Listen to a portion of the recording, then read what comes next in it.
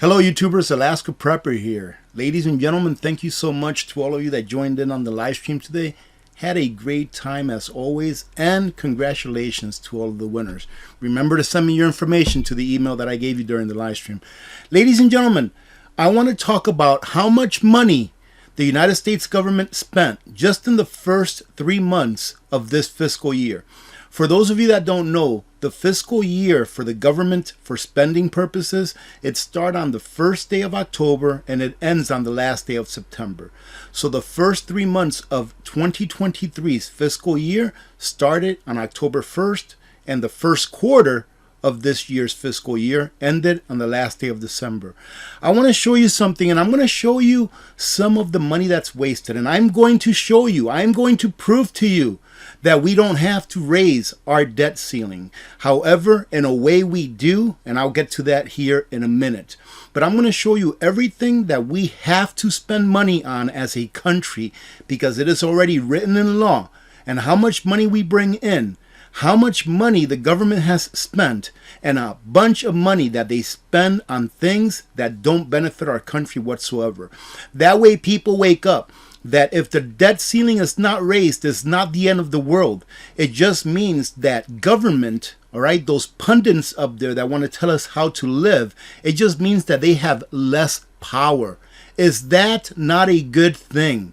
But the American people are fooled and brainwashed using what? Using fear, ladies and gentlemen, using fear.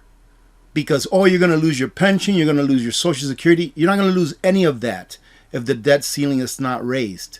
The only people that will lose are government officials, because they will not be able to steal from you at a high rate, or at such a high rate that they steal from you now, or steal from us. So let me show you this right here.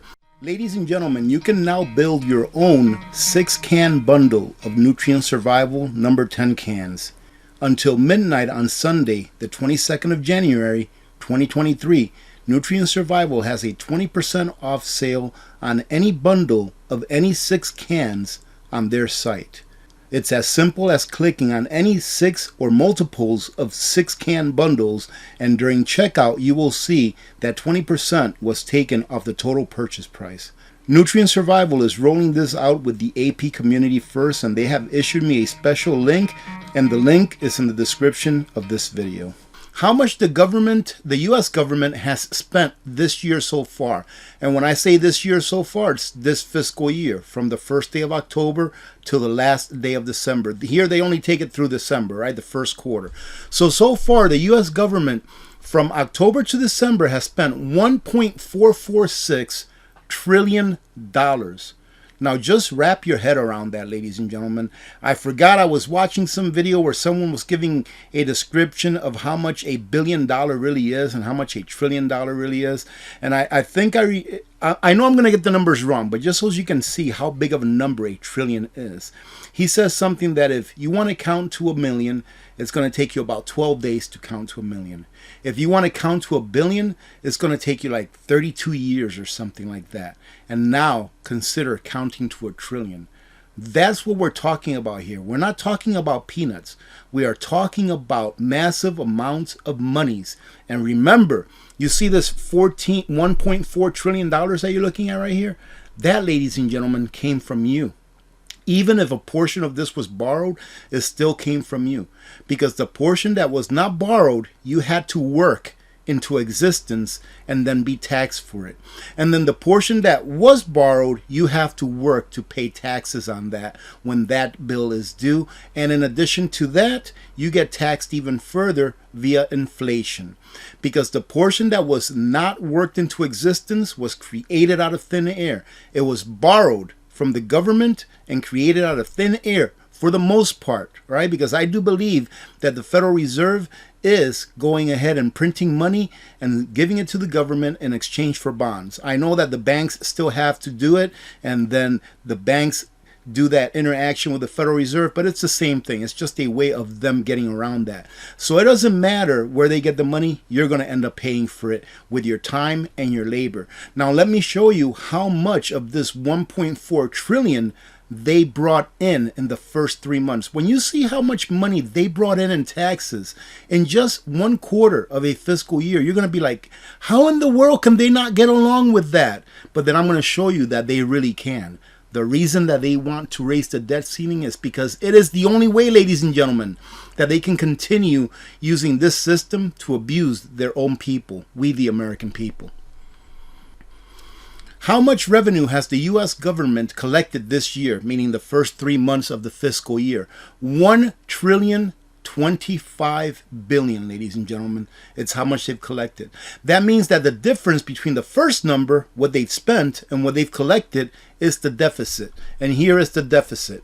The deficit so far, meaning the amount of money that the United States had to borrow the first 3 months of the fiscal year, $421 billion, almost $500 billion, ladies and gentlemen. And that money right there, ladies and gentlemen, that $500 billion roughly, that is what you will be paying for the rest of your life via taxes, right? Because remember that the borrower is what? Slave to the lender. Unfortunately, it's the government that's borrowing, but you and I, we are the slaves that are on the hook to pay this back. Something that can never be paid back. Just remember that. So if it can never be paid back, it means that we will never be out of from under this debt, and we will forever be paying taxes on this same debt that you see right there, in addition to all of the other debt that we've created in the past. Now I want to show you how much it is that we need to spend because it's in law. It's called mandatory spending. Taking a look at this chart right here, we're only going to look at the gray lines right here, these gray lines, because they are 2023. It's what's forecasted that we have to pay in 2023 for these programs. So if you take a look down here, it says Social Security, a mandatory program, which means that the government has to pay this. Even if the government shuts down, even if our debt clock or our debt limit is reached and we can't borrow any more money as a government, as a nation, they have to pay this first and foremost with the money that's coming in from taxes. So Social Security is protected. Non-defense discretionary. It means it doesn't have to pay it. It's something that we can live without. It's your Netflix. When you're doing your budget and you look at your Netflix, that's non-discretionary. It's not something that's mandatory because you don't need Netflix. That's what this is. This is one of the government's Netflix accounts. Medicare is mandatory. Why am I showing you this, ladies and gentlemen? Because a lot of people are scared. They get propagandized by the mainstream media and they get fear instilled in them thinking, oh my goodness, I'm going to lose my Social Security. No, you're not. It is a protected payment that is mandatory by law, meaning that they have to pay these first with the taxes that they've got coming in. Remember, you have to understand this, ladies and gentlemen. The reason that they want to raise the debt ceiling is not because we can't pay our bills. If we don't, it's because they can't spend on their pet projects that bring absolutely no value to us, we the people. So please understand this. That way, when you see that they're trying to put fear in you, telling you, oh, you're going to lose this, you're going to lose that, you're not going to lose it. Because they have to spend this first. It's their power. Their power comes from debt, ladies and gentlemen.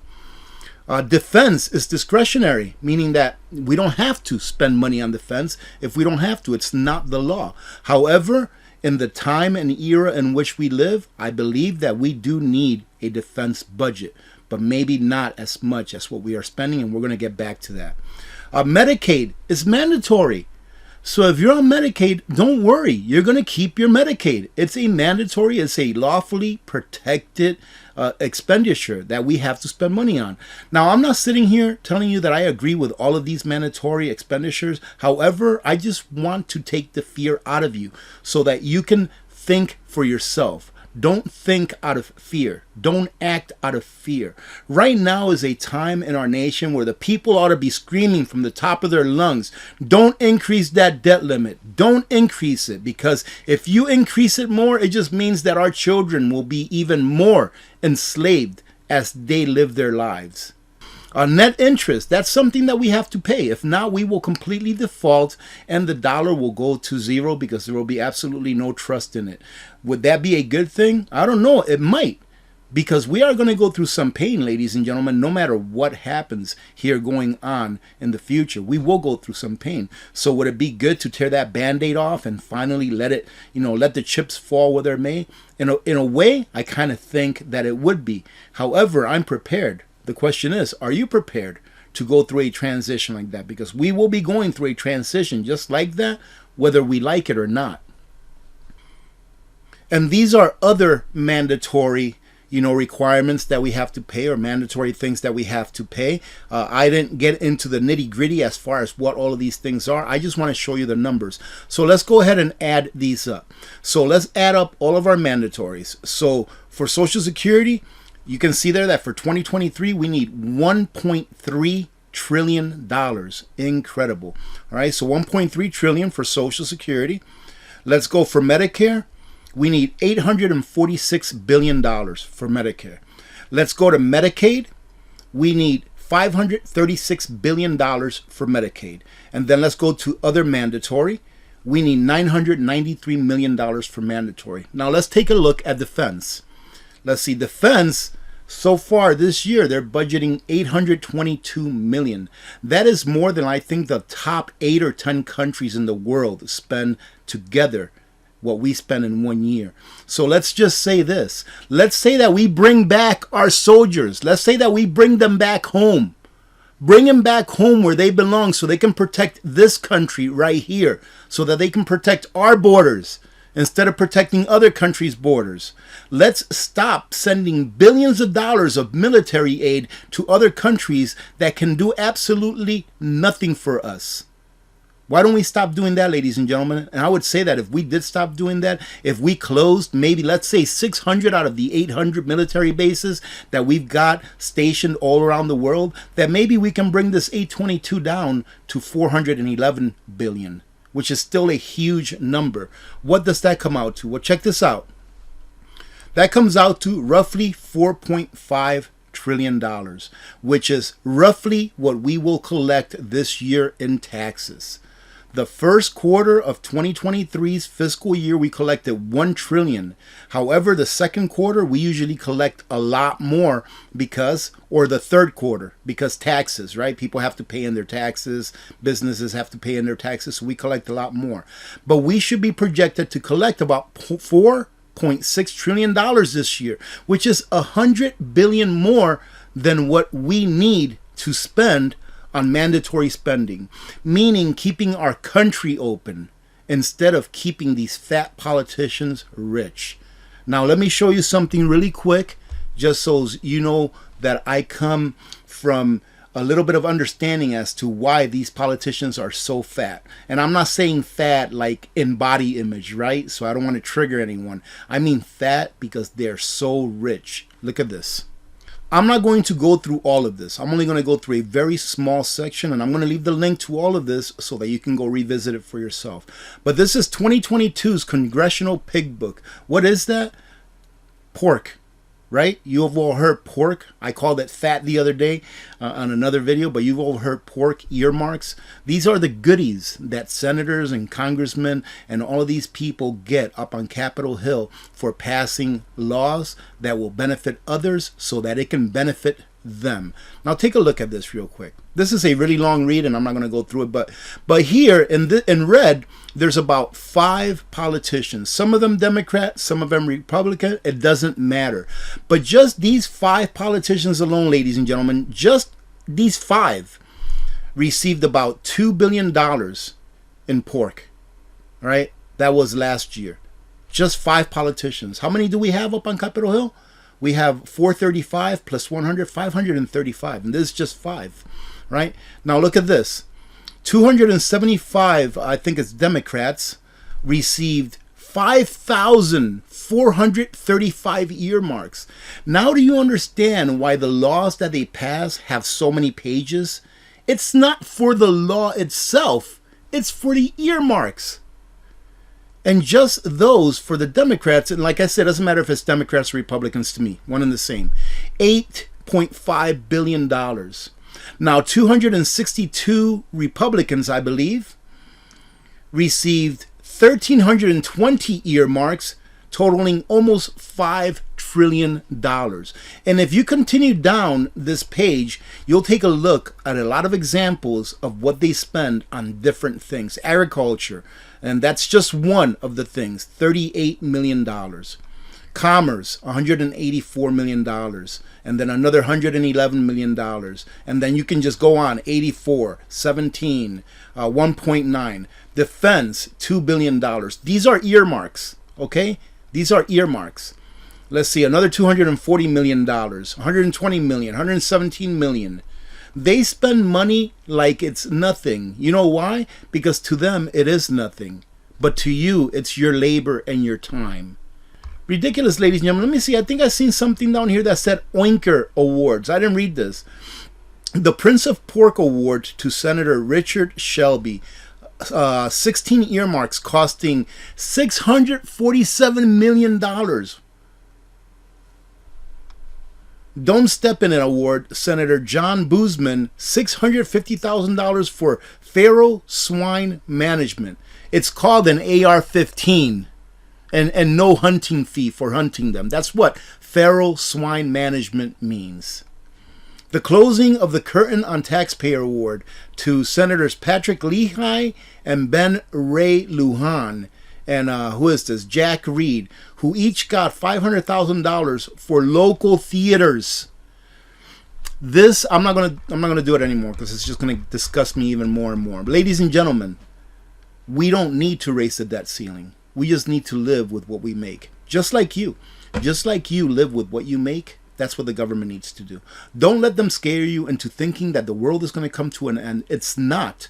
They will have the money to pay out the mandatory things that they need to pay out by law.